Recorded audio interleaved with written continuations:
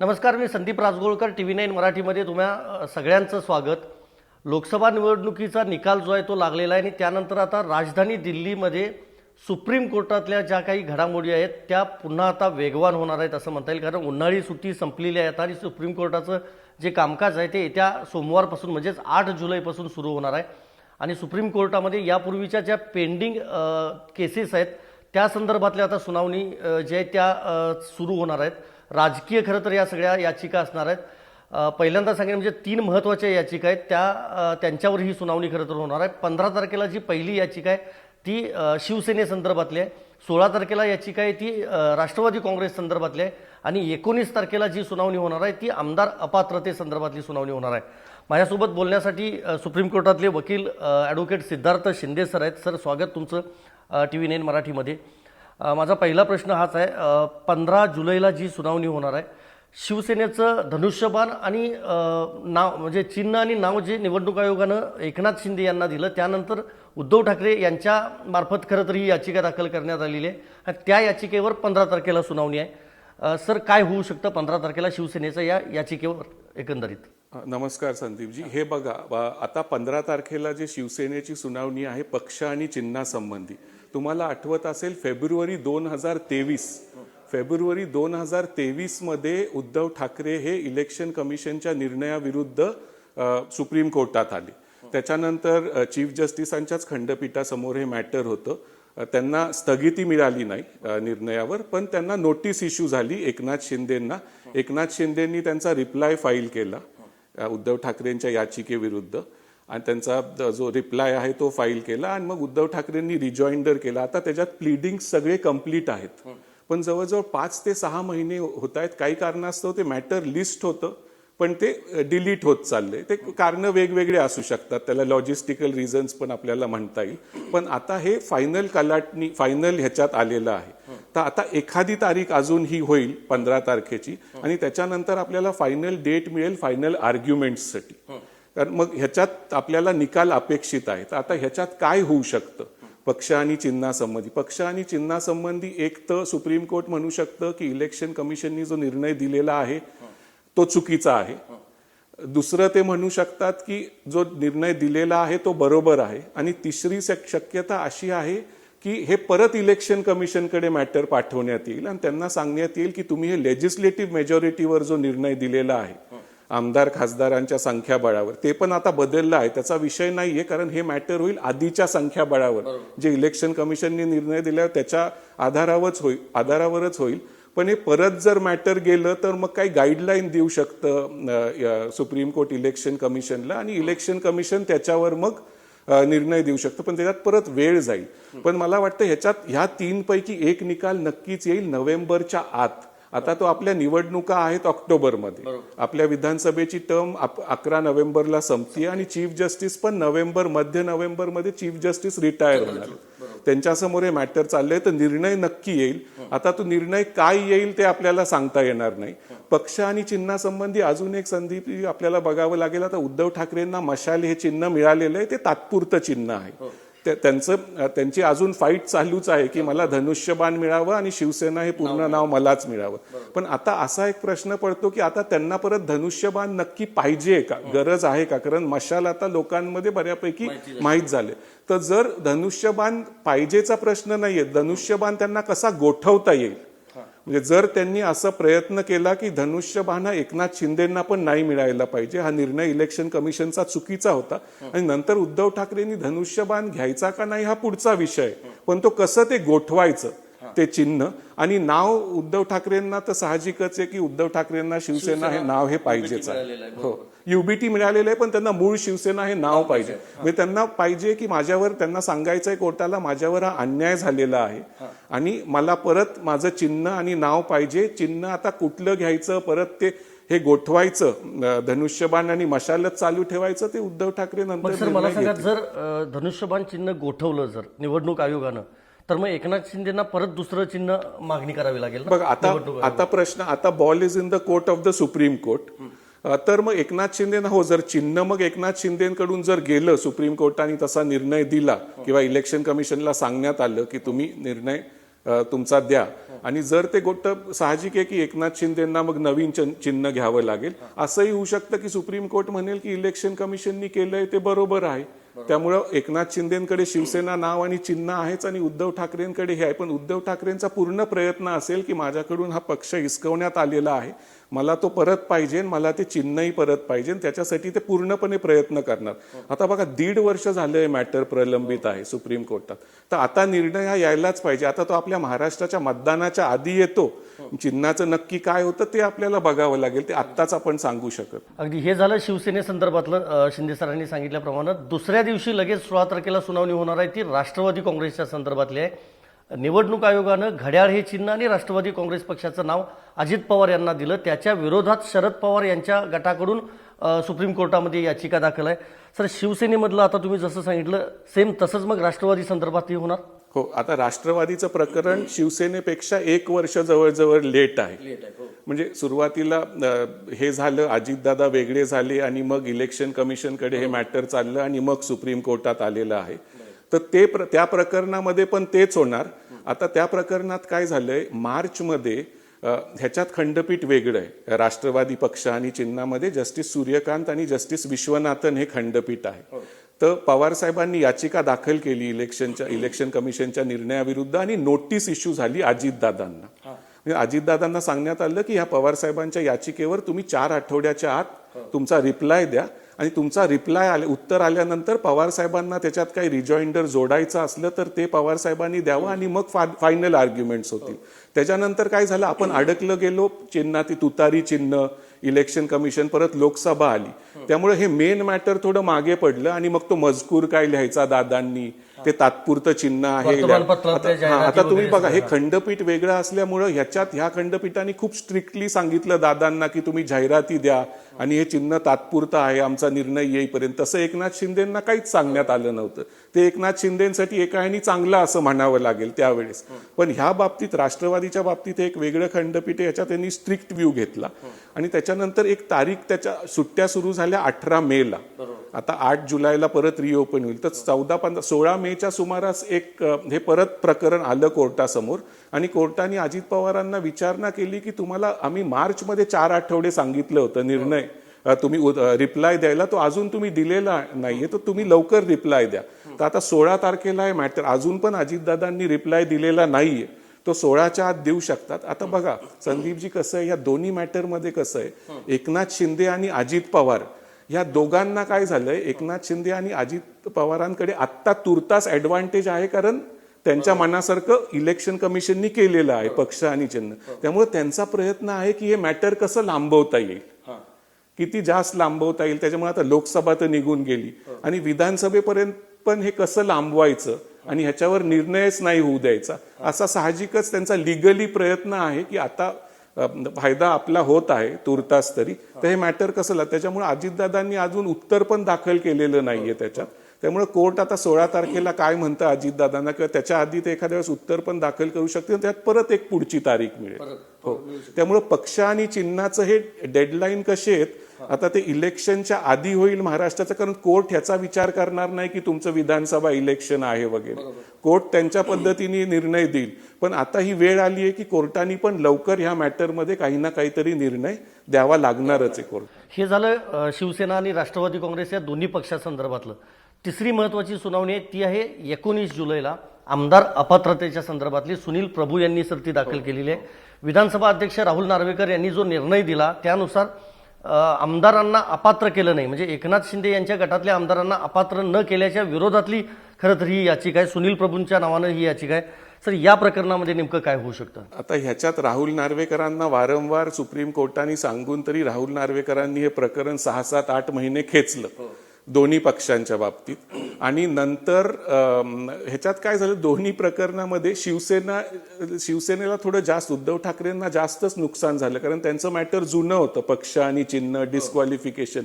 तरी राष्ट्रवादीचं मॅटर नंतर आल्यामुळं ते एकत्र टॅग झाले आणि राष्ट्रवादीला त्याचा फायदा असा झाला की त्यांचं लवकर निर्णय होत गेले. आता शिवसेनेच्या बाबतीत काय झालं की राहुल आणि राष्ट्रवादीच्या संबंधी पण तेच की त्यांनी निर्णय दिला की कोणच अपात्र नाही. त्यामुळे आता तुम्ही करणार काय, त्यामुळं कोणच अपात्र नसल्यामुळं हायकोर्टात भरत गोगावले गेले एकनाथ शिंदेच्या वतीने आणि त्यांनी सांगितलं की हा निर्णय चुकीचा आहे आणि उद्धव ठाकरेंच्या आमदारांना अपात्र तुम्ही करायला पाहिजे. त्याच्याच नंतर लगेचच उद्धव ठाकरे म्हणजे सुनील प्रभूंमार्फत उद्धव ठाकरे हे सुप्रीम कोर्टात आले आणि त्यांनी सांगितलं की नाही, तुम्ही एकनाथ शिंदे आणि त्यांच्या आमदारांना अपात्र करावं लागेल. आता ऑर्डर एकच आहे राहुल नार्वेकरांची, ऑप्शन 2 असतात, एक तर तुम्ही हायकोर्टात येऊ शकता किंवा सुप्रीम कोर्टात येऊ शकता. तर आतापर्यंत हे झालेलंच नाहीये की ठरलेलंच नाहीये, म्हणजे सुप्रीम कोर्टात पण मॅटर चालू आहे आणि हायकोर्टामध्ये पण चालू आहे. पण मागच्या डेटला सुप्रीम कोर्टाने वेकेशन्सच्या आधी सांगितलं होतं राहुल नार्वेकर इथे पार्टी नाहीयेत. हायकोर्टाच्या मॅटरमध्ये ते पार्टी आहेत, इथं काही कारणास्तव टेक्निकल कारणांमुळे ते पार्टी नसल्यामुळं सुप्रीम कोर्टाने विधानसभा सचिवालयाला सांगितलं होतं की ह्याच्यातले ह्या आमदार अपात्रतेमधले सगळे जे प्रोसिडिंग्ज आहेत ते तुम्ही आमच्याकडे पाठवा. तर ते प्रोसिडिंग्स, ती फाईल आता पूर्ण सुप्रीम कोर्टाकडे आलेली आहे. तर आता निर्णय होईल 19 तारखेला, 19 जुलैला, की हे प्रकरण हायकोर्टात चालेल का सुप्रीम कोर्टात चालेल. आता हायकोर्टात चालण्याचा फायदा शिंदेंना आहे, त्यामुळे शिंदे भरत गोगावलेंच्या थ्रू हायकोर्टात गेले, कारण परत हे प्रकरण रामबेल, हायकोर्टाचा निर्णय येईल, परत सुप्रीम कोर्टात, कारण त्यांना ते फायद्याचं आहे. पण उद्धव ठाकरेंना लवकर त्यांना ह्याच्यावर निर्णय पाहिजे, त्यामुळे ते सुप्रीम कोर्टात आलेले आहेत. आणि ज्या अर्थी चीफ जस्टिसांनी ओरिजिनल फाईल मागवली आहे स्पीकरांच्या ऑफिसमधून, तो निर्णय असाच होईल की इथे ते प्रकरण चालेल. पण त्याचा निकाल कधी येईल, कारण ही अपात्रता जी असेल, जरी त्यांना अपात्र ठरवलं सुप्रीम कोर्टाने, सांगितलं नार्वेकर तुम्ही चुकीचे होता, हे अपात्र व्हायला पाहिजे, ही अपात्रता ही टर्म संपेपर्यंतच असते. आता महाराष्ट्र विधानसभेची टर्म संपत आहे 11 नोव्हेंबरला. तर जरी ते अपात्र ठरले तर त्याचा तसा जास्त फरक पडणार नाही, कारण परत ते निवडणूक लढवू शकतील. त्यामुळं मागच्या वर्षी supreme court chief justice Rahul नार्वेकरांना सांगत होते तुम्ही लवकर निर्णय द्या, कारण तुम्ही जर निर्णय दिला नाही तर यांची टर्म संपेल आणि त्याला काय अर्थ राहणार नाही. आता चीफ जस्टिसांनी कॉन्स्टिट्यूशन फॉलो केलं, कारण 10व्या अनुसूची अनुसार सदस्यांवर काही कारवाई करायची असली तर ते कोर्ट डायरेक्ट करू शकत नाही, स्पीकरचा त्याच्यावर स्पीकर करू शकतो. आणि चीफ जस्टिसांनी रिझनेबल टाइम दिला, त्याच्यानंतर स्पीकरनी थोडं हे लांबवलं, मग कोर्टाने त्यांच्यावर ताशेरे कडक शब्द वापरले आणि शेवटी त्यांनी निर्णय 6-8 महिने लावले आणि निर्णय दिला. आता त्याच्यावर पण आपल्याला 19 तारखेला समजेल. त्यामुळे ह्या महिन्यात, जुलै महिन्यात महाराष्ट्र संबंधी एकदम घडामोडी बऱ्याच घडणार आहेत. तीन याचिका सर आता आपण चर्चा केली, पण आणखी एक चौथी एक याचिका महत्वपूर्ण आहे, ज्या याचिकेवर 12 तारखेला सुनावणी होणार आहे, आणि ती म्हणजे ओबीसी आरक्षण, त्याबरोबरच स्थानिक स्वराज्य संस्थांच्या निवडणुका. कारण आपल्याला माहिती आहे जिल्हा परिषद, महापालिका, पंचायत समिती ह्या सगळ्यांच्या निवडणुका ज्या आहेत त्या पूर्णपणे आतापर्यंत रखडलेल्या आहेत. जवळपास 1.5-2 वर्ष झालेली सर. मोठी शहरं त्यामध्ये आहेत, म्हणजे कोल्हापूर, मुंबई सारखी देखील शहर आहेत ज्या ठिकाणी प्रशासक नेमलेला आहे, जिल्हा परिषद, नगरपालिका देखील आहेत. त्यामुळं त्या निवडणुकांकडे देखील लक्ष असणार आहे. साहजिकच आहे, या निवडणुका कदाचित विधानसभा निवडणुका झाल्यावरच होऊ शकतात. पण सर या प्रकरणी सुनावणी माझ्या माहितीनुसार 1.25 वर्ष झालेलीच नाही. हे प्रकरण आहे 2021चं. आणि त्याच्यानंतर मागच्या वर्षी जस्टिस खानविलकर त्यांनी एक निर्णय दिला ट्रिपल टेस्ट संबंधी, आणि त्यांनी सांगितलं की ट्रिपल टेस्ट महाराष्ट्र ही फेल झालेली आहे आणि त्यामुळे तुम्हाला ओबीसी आरक्षण ह्याच्यात लोकल सेल्फ गव्हर्नमेंटमध्ये लागू करता येणार नाही.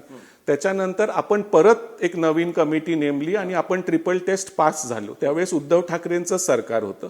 पण त्याच्यानंतर आपण जशी ट्रिपल टेस्ट सुप्रीम कोर्टात पास झालो, खानविलकर साहेबांनी त्याला ओके दिलं, खानविलकर साहेब हे रिटायर झाले आणि महाराष्ट्रात सत्तांतर झालं. तर खानविलकर साहेबांनी सांगितलं होतं काही जिल्हा परिषद नगरपालिकांमध्ये तुम्ही विदाऊट ओबीसी आरक्षण निवडणुका घ्या. त्याच्यावर एकनाथ शिंदे आणि देवेंद्र फडणवीस सुप्रीम कोर्टात आले आणि ते म्हणले आता आम्ही ट्रिपल टेस्ट पास झालेलो आहोत, तर त्यामुळे तुम्ही ह्यांना पण ह्याच्यातून वंचित ठेवू नका आणि सगळीकडे ओबीसी आरक्षण हे लोकल सेल्फ गव्हर्नमेंटमध्ये लागू व्हायला पाहिजे. तर त्याच्यावर चीफ जस्टिस रमन्ना त्यावेळेस होते, जस्टिस खानविलकर रिटायर झाले होते. तर रमन्ना साहेबांकडे हे मॅटर गेलं, तर त्यांनी या पूर्ण मॅटरला स्थगिती दिली. ते म्हणले मी पण लवकरच रिटायर होणार आहे, आणि त्यांनी हे मॅटर जस्टिस चंद्रचूडांच्या खंडपीठाकडे वर्ग केलं. त्यावेळेस जस्टिस चंद्रचूड हे कोर्ट नंबर 3 मध्ये बसत होते. त्याच्यानंतर ललित साहेब काही दिवस चीफ जस्टिस होते आणि जस्टिस चंद्रचूडांकडे हे मॅटर गेलं. पण काही कारणास्तव महाराष्ट्र सरकारच्या वतीने वेळ मागण्यात आला की ह्याच्यात काही राजकारण असेल काही नसेल जे आहे, पण त्याच्यात आता हे इलेक्शन होत नाहीये, तर मला नाही वाटत हे मॅटर एवढे वर्ष चाललेले त्यात काही ना काही तारीख पडती किंवा कधी कधी वकील सांगतात की आम्ही एकत्र चर्चा करून ठरवू वगैरे. त्यामुळे आता असं ह्याच्यात आहे की विधानसभेपर्यंत काय आपल्या जिल्हा परिषद महापालिकेच्या वगैरे निवडणुका काही होणार नाहीयेत. त्या झाल्या तरी ह्या डिसेंबर, जानेवारी, फेब्रुवारी पुढच्या वर्षीच ह्या होणार आहेत. पण त्याच्यात काय आता नक्की पुढची घडामोड होती ते आपल्याला 12 तारखेला समजेल. 12 जुलैला ही सुनावणी होणार आहे. त्यामुळे ह्या 4 याचिका ज्या आहेत त्या अतिशय महत्त्वपूर्ण असणार आहेत महाराष्ट्राच्या दृष्टीनं. पण अजून एक सर माझा हा प्रश्न आहे, आत्ता लोकसभा निवडणुकांमधलं जर एकंदरीत चित्र पाहिलं महाराष्ट्रातलं 48 लोकसभा मतदारसंघातलं, तर शरद पवार आणि उद्धव ठाकरे हे इंडिया आघाडीसोबत होते, त्यांचे उमेदवार बऱ्यापैकी निवडून आले, महायुतीला फटका बसला असं म्हणावं लागेल. तर आत्तापर्यंतचा जर इतिहास पाहिला तर आता डिजिटल युग आहे आपण सगळेच म्हणतो, मग धनुष्यबाणाची गरज अजूनही ठाकरेंना आहे का, किंवा मग घड्याळाची गरज शरद पवार यांना आहे का? कारण पक्षचिन्ह नसलं तरी निवडणुकांमध्ये त्यांना यश मिळालेलं आहे.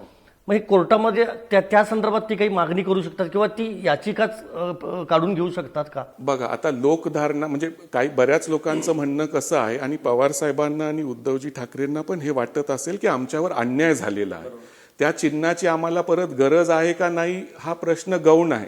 पण ते चिन्ह आमच्याकडून इलिगली काढण्यात आलं. आता बीजेपी, एकनाथ शिंदे किंवा अजितदादांचे म्हणणं असेल की आम्ही हे कायद्याच्या चौकटीत केलेलं आहे, तर हा निकाल येणं खूप अपेक्षित आहे आणि गरजेचं आहे की ह्याच्यावर स्पष्टता पाहिजे. तो इलेक्शनच्या आधी येतो नंतर येतो ते माहीत नाही, कधी ना कधी येईल आणि पुढे असं घडू नये. त्यामुळं घटना दुरुस्ती मार्फतच आपण एक 10 शेड्यूल आणलं होतं. काळाची गरज, आणि आता काळाच्या गरजेनुसार लोकांनी त्याच्यातून पळवाटा काढल्या आहेत. राजकीय पक्षांना तो हक्क आहेच की आम्हीच पक्ष आहोत म्हणणं. तर आता ह्याच्यात एक घटना दुरुस्ती गरजेची आहे. कोर्ट ह्याच्यावर काय हे देतं, निर्णय देतं ते आपल्याला बघावं लागेल. पण शेवटी पार्लमेंटलाच ही घटना दुरुस्ती करायची आहे, आणि असं जर थांबवायचं असलं तर ही घटना दुरुस्ती करावी लागेल की पुढे हे घडू नये. कारण हे झालेलं आहे हे नक्की आहे, लोकांच्या त्याच्यावर प्रतिक्रिया पण फार तीव्र आहेत. काही लोकांचं म्हणणं आहे की एकदम चुकीचं झालेलं आहे, काहींचं म्हणणं आहे की कायद्याची चौकटीत हे झालेलं आहे. आत्तापर्यंत जे म्हणतात होते कायद्याच्या चौकटीत झालंय त्यांना चांगलं आहे, कारण निर्णय त्यांच्या बाजूनी गेलेले आहेत. पण शेवटी सुप्रीम कोर्ट काय निर्णय घेतं ह्याच्यावर सगळं ठरेल. त्यामुळे तुतारी, मशाल, धनुष्यबाण, घड्याळ वगैरे हे सगळे प्रश्न आहेत. पण जो अन्याय झालाय असं लोकांना वाटतं, या पक्षांना वाटतं, त्याच्याबद्दल सुप्रीम कोर्टाला काहीतरी म्हणावं लागेलच. अगदी सर, आणखी एक शेवटचा प्रश्न आहे माझा तुमच्यासाठी. तो खरं तर प्रेक्षकांचा आहे. कारण ज्या वेळेला ही सगळी सुनावणी सुरू असते त्यावेळेला सर न्यायव्यवस्थेवर खरं तर प्रश्न उपस्थित केला जातो. म्हणजे अनेक देशातले जे नागरिक आहेत किंवा सगळेजण कोर्टाचं कामकाज ऐकण्यासाठी उत्सुक असले राजकीय पक्षांचे कार्यकर्ते असं म्हणतात की जाणून बुजून कोर्टात या याचिकांवरची सुनावणी होत नाही किंवा त्या लांबणीवर जाणून बुजून टाकल्या जातात. तर त्याबद्दल थोडक्यात अगदी. बघा, आता आपण महाराष्ट्रातले आहोत, आपल्याला हा प्रश्न खूप मोठा आहे. सुप्रीम कोर्टासमोर खूप वेगवेगळे मॅटर्स असतात. तर जाणून बुजून असं नाही म्हणता येणार, पण लिगल स्ट्रॅटेजीचा भाग म्हणजे कुठलीही बाजू, कधी कधी कोर्टाचा ह्याच्यात दोष नसतो, ती तारीख येते वगैरे, पण लिगल स्ट्रॅटेजीचा भाग की उत्तरच फाईल केलेलं नाहीये, अजून थोडा वेळ द्या, असं झालं, सिनियर अवेलेबल नाहीयेत, मग ते मॅटर पास ओव्हर होतं. म्हणजे आता मॅटर आत्ताच चालू आहे, कोण वकील अवेलेबल नाहीये आता, तर ते परत बोर्ड संपल्यावर ते मॅटर परत घेण्यात येईल आणि तोपर्यंत दिवस संपून जातो आणि मग त्यात 1-2 महिने पुढची तारीख मिळते. त्यामुळे लोकांच्या भावना तीव्र आहेत, पण आपल्याला पण बेनिफिट ऑफ डाऊट हा द्यावाच लागेल. आणि आपण म्हणजे मला वाटतं की ज्युडिशरी बद्दल अशा शब्द बोलणं म्हणजे इलेक्शन कमिशन असू, ज्युडिशरी असू, ते एका ह्यानी चुकीचं आहेत. कारण त्यातले लोक येतील जातील, पण त्या संस्था जर आपल्याला टिकवायच्या असल्या तर त्याच्यावर आपल्याला विश्वास ठेवावाच लागेल. पण लोकभावना तीव्र आहे हे नक्कीच आहे, आणि कोर्टाला पण त्याची जाण आहे, आणि कोर्ट नक्की निर्णय देईल. तो कधी येईल ते आपल्याला वाट बघावी लागेल, पण न्याय नक्की होईल हे मी तुम्हाला सांगू इच्छितो. अगदी लोकभावना जी आहे त्याची जाण सुप्रीम कोर्टाला आहे असं ॲडव्होकेट सिद्धार्थ शिंदे सर यांनी सांगितलं आहे. महत्त्वाचं हेच आहे की या 4 याचिकांवरच्या सुनावण्या होणार आहेत. त्यातले जरी 3 राजकीय पक्षाशी संबंधित असलं तरी महत्त्वाची सुनावणी जी आहे ती स्थानिक स्वराज्य संस्थांच्या निवडणुका संदर्भातली आहे. कारण जरी आता विधानसभा निवडणुका अगदी तोंडावर असल्या महाराष्ट्राच्या, तरी स्थानिक स्वराज्य संस्था म्हणजे पंचायत समिती, नगरपालिका, महानगरपालिका, जिल्हा परिषद ह्या सगळ्या ज्या स्थानिक स्वराज्य संस्था आहेत ह्या ग्रामीण भागाचं सगळं जे म्हणजे ग्रामीण भाग त्या संस्था सांभाळत असतात. त्यामुळे आत्तापर्यंत प्रशासक नेमलेला आहे. अनेक भागामध्ये कामं झालेली नाही आहेत. आता पावसाळा संपूर्ण संपून जाणार आहे. त्यामुळे अधिकार जे होती किंवा जे निर्णय घ्यायची जी क्षमता होती ती काही प्रमाणामध्ये मागं पडली असं म्हणता येईल. त्यामुळे ह्या निवडणुका देखील लवकर होणं गरजेचं आहे. त्यामुळे बघायला लागेल 12, 15, 16 आणि 19 जुलैला नेमकं सुप्रीम कोर्टात काय होतं ते. व्हिडिओ जर्नलिस्ट राकेश कुमारसह मी संदीप राजगोळकर, TV9 मराठी, नवी दिल्ली.